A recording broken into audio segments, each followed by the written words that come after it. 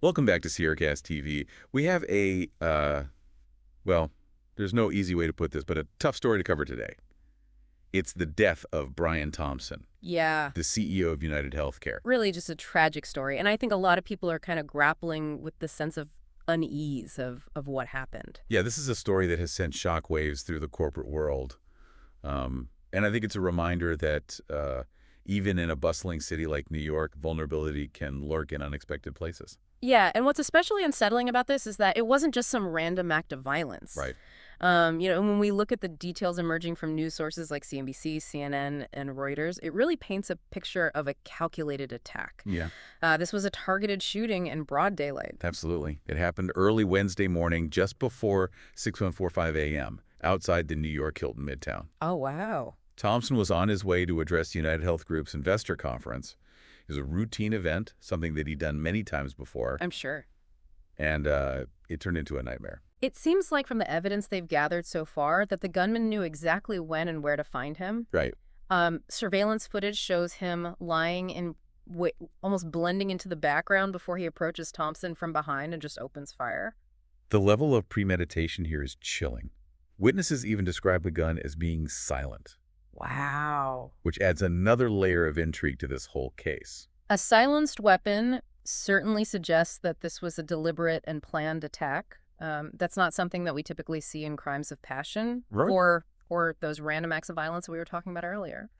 The police have recovered 3 live 9mm rounds, 3 discharged shell casings, and a cell phone at the scene.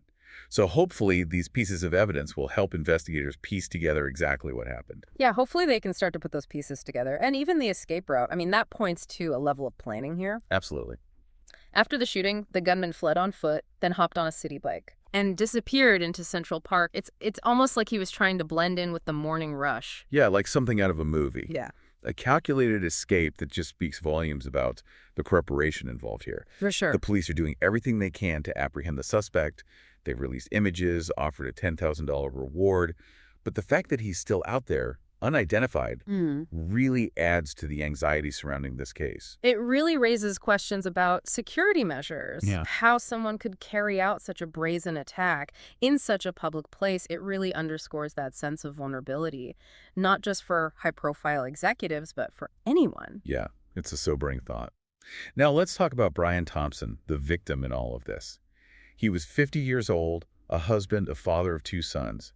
This is a man with a promising future ahead of him. Yeah, he had worked his way up through the ranks at United Health Group, ultimately becoming the CEO of United Healthcare in 2021. And, from the statements that we've seen released by the company, it's clear that he was highly regarded within the organization. He wasn't just a name in a headline. He was a person with a life and a family, colleagues, Wait. who are now struggling to cope with this senseless loss. Absolutely. United Health Group has expressed their shock and sadness, emphasizing Thompson's respected position within the company and the community. And it's even more heartbreaking when you start to hear the personal accounts from those who knew him. Yeah. I was reading a quote from Antonio Chioccia. Okay. He is the CEO of 46 Brooklyn, and he remembered Thompson as just a genuinely thoughtful and respectable guy. And I think that really brings home the human cost of this tragedy, the contrast between his character and the brutality of his death. Absolutely. And it raises those questions. Yeah. What could drive someone to commit such an act? What could possibly justify taking a life in such a cold-blooded manner? Right now, the official motive is unknown. Yeah. But as this investigation unfolds, certain aspects of Thompson's life and career are coming under scrutiny. And one intriguing detail that's come up is a lawsuit that was filed against him and other United Health Group executives just a few months ago. Oh, interesting. So they were accused of fraud and insider trading. Exactly. Now, we're not saying this is connected to the shooting, but it's definitely a piece of the puzzle that investigators will need to examine. Oh, for sure. I mean, it raises the question, could someone have harbored a grudge against him because of these accusations? Could the lawsuit have led to, him having enemies that might resort to violence? It's certainly a possibility. Yeah. And then there's the unsettling revelation from Thompson's wife that he had been receiving threats prior to his death. We don't know the specifics of those threats. Yeah. but it's a crucial piece of information. It really adds another layer of complexity to the investigation. Were those threats related to the lawsuit? Were they business related? Or was this something more personal? Yeah, these are all questions that investigators are going to be trying to answer. But before we dive further into possible motives behind this tragic event, let's take a quick moment to remind you to subscribe to the SierraCast TV YouTube channel. Yes. For more in-depth coverage of stories just like this one. We are committed to bringing you insightful analysis and nuanced perspectives on the issues that matter most, and helping you navigate the complexities of our world. Now, getting back to Brian Thompson's case, it's important to remember that we're dealing with a lot of unknowns. Right. But as more information comes to light, certain patterns and potential motives might start to emerge. Yeah. One avenue that investigators will likely explore is the data hack of United Health Group's Change Healthcare unit that occurred earlier this year. Right. This caused significant disruption, not just for the company, but for countless patients and healthcare providers as well. It's a reminder of the interconnected nature of our digital world. Yeah. And how vulnerable we all are to these cyber attacks. And it's conceivable that someone involved in that hack or affected by it might have harbored some resentment towards the company and its leadership. It's certainly a possibility, but we need to be careful about jumping to conclusions. Oh, for sure. The investigation is still in its early stages, and it's crucial to let the evidence guide us. Absolutely. Yeah. And it's not just about finding the person who pulled the trigger. Right. It's about understanding why.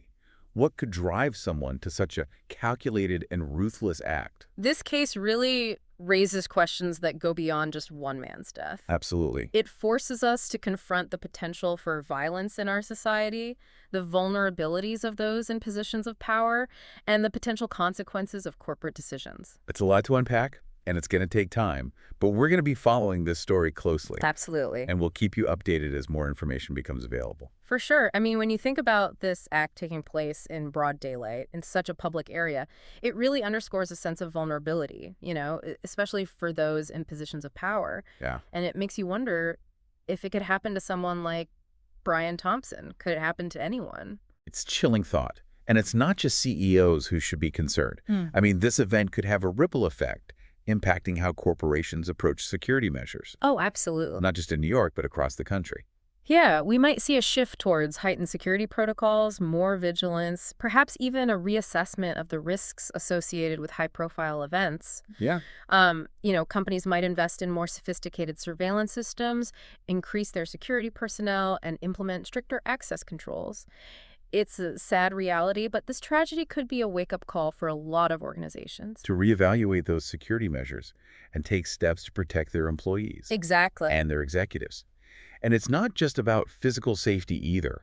This incident could also fuel a growing sense of fear and mistrust towards large corporations, especially in the healthcare industry. Yeah, that's a valid point. Given United Health Group's massive size and influence. This tragedy could further erode public trust in institutions that are already facing a lot of scrutiny. It brings to light the potential consequences of corporate decisions and how they can impact individuals and communities. Yeah. It's scary to think about. And let's not forget the broader societal issues that might have contributed to an act like this. Right. I mean, we're living in a time of increased polarization, For sure. economic uncertainty, social unrest. Could these factors have played a role? It's certainly a question worth exploring. And while we can't excuse this act, understanding the context, the underlying societal pressures might help us prevent similar tragedies in the future. Right. It begs the question, are we doing enough to address income inequality, mental health issues, and this growing sense of division in our society? Good question. Yeah, very complex issues that require a multifaceted approach and a willingness to engage in difficult conversations. Absolutely. We need to look at this as a wake-up call, a reminder that violence can erupt even in the most unexpected places. It's a stark reminder that we need to address the root causes of anger and resentment that can fester within society. Now, before we delve into the wider implications of this event, let's take a moment to remind our viewers about the importance of staying informed. For more in-depth coverage of important events like this, make sure to subscribe to our SierraCast TV YouTube channel.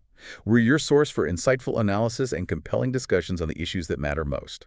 Moving on to those broader implications, I think the audacity of this attack, the targeting of such a high-ranking executive, raises concerns about a potential escalation of violence. Yeah. It makes you wonder if this could become a trend, a new form of protest or retaliation against those perceived as being in positions of power. It's a scary thought, and one that security experts and law enforcement will need to consider seriously. I mean, we could see a shift in how we protect public figures. A need for more preventative measures. A greater focus on intelligence gathering to identify potential threats. And it's not just about protecting individuals either. This incident could have a significant impact on public perception, leading to a heightened sense of insecurity and anxiety. It might even affect investment decisions as businesses reassess the risks associated with operating in certain areas or industries. There's also the potential for copycat attacks. When something like this happens, it can plant a seed in the minds of individuals who might be harboring similar grievances or ideologies. It's a disturbing thought, but one that we can't ignore. It's a reminder that violence, once unleashed, can have unforeseen and far-reaching consequences, and it's a call for greater vigilance, a deeper understanding of those underlying tensions that can lead to such acts, and a renewed commitment to peaceful dialogue and conflict resolution. We need to have a broader conversation about the factors that contribute to violence in our society, about the role of mental health, about the impact of economic inequality, and about the ways in which we can create a more just and equitable world. This tragedy, while deeply saddening, can also be a catalyst for positive change if we choose to learn from it. It's a reminder that we all have a role to play in building a more peaceful and compassionate society. Yeah, it is a heavy weight to carry the knowledge that such darkness exists in our world. But it's also a call to action, a reminder that we can't afford to be complacent. Right. We need to be proactive in addressing those underlying issues that can contribute to this kind of violence. Yeah. Create a society where everyone feels heard, valued, and respected. And that starts with fostering empathy, understanding, and open dialogue. Absolutely. It's about recognizing that we're all part of this larger ecosystem. Yeah. And the well-being of one is interconnected with the well-being of all. So where do we go from here? How do we make sense of this tragedy and move forward in a way that honors Brian Thompson's memory and prevents future acts of violence? That's a complex question. Yeah. No easy answers. But I think acknowledging the gravity of this situation, Right. the ripple effects that it has on individuals and communities and society as a whole, that's where it starts. It's about looking beyond the headlines and recognizing the human cost of violence, the shattered lives, the families left to grieve, Absolutely. and the collective sense of unease that kind of permeates our communities. We need to have honest conversations about the factors that contribute to this violence, whether it's mental health, economic inequality, or the erosion of social trust.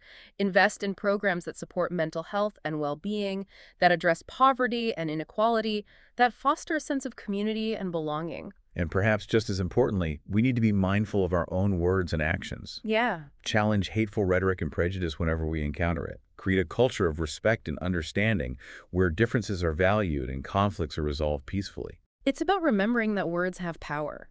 They can incite violence just as easily as they can promote peace. It's about choosing empathy over judgment, compassion over indifference, understanding over ignorance. These challenging times. Yeah. But I believe we have the capacity for change.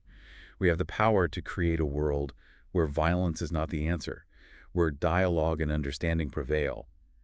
And it starts with each one of us, making that conscious effort to be kind, compassionate, and engaged. It's about recognizing that we're all in this together, and that the only way forward is through collective action, a shared commitment to creating a more just and peaceful world. Before we conclude our deep dive into this tragic event, we want to leave you with a thought-provoking question.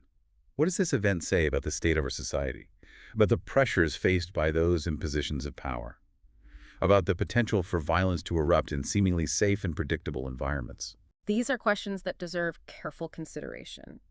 And perhaps by engaging in that open and honest dialogue, by examining our own beliefs and biases, we can begin to heal the divisions that can lead to these tragedies. Say thank you for joining us for this deep dive into a truly unsettling event.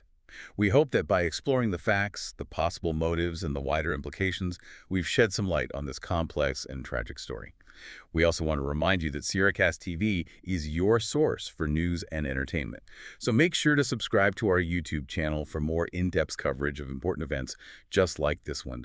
We're committed to bringing you thought-provoking content that informs, engages, and inspires. And as we continue to grapple with the aftermath of this tragedy, let's remember to support each other, reach out to those who are struggling, and work together towards a future where these acts of violence become a distant memory. Thank you for listening to SierraCast TV.